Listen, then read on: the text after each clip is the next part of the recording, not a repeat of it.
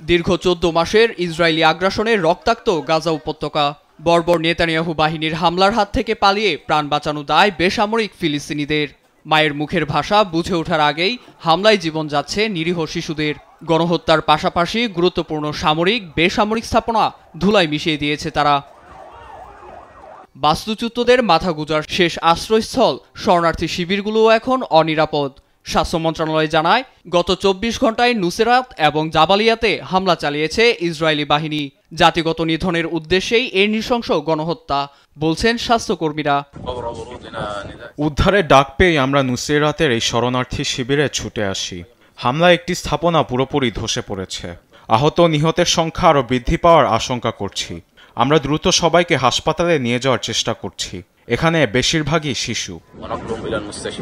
এর মধ্যে নেতানিয়াহু প্রশাসনের বর্বরতাকে গণহত্যা আখ্যা দিয়ে নেতানিয়াহু এবং সাবেক সেনাপ্রধানের বিরুদ্ধে গ্রেপ্তারি পরোয়ানা জারি করেছে আন্তর্জাতিক অপরাধ আদালত আইসিসি।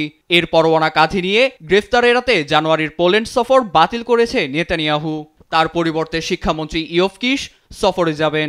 পোলিশ সরকার বলছে, নেতানিয়াহু সফরে এলে আন্তর্জাতিক আইন মেনে গ্রেফতারে বাধ্য হবেন তারা।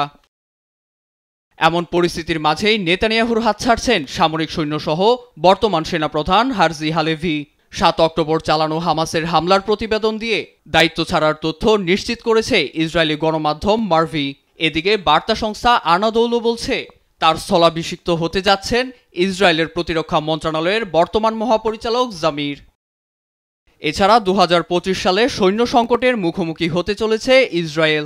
ইসরায়েলের গণমাধ্যমের বরাতে এ তথ্য জানায় মিডল ইস্ট মনিটর। শুধু সৈন্য নয়, একের পর এক শীর্ষ কর্মকর্তাদের পদত্যাগের হিড়িকে গাজায় চলমান সংঘাতের গতি প্রকৃতি ভিন্ন দিকে যেতে পারে, বলছেন বিশ্লেষকরা। নীরব দাস, নিউজ ডেস্ক, দেশ টিভি।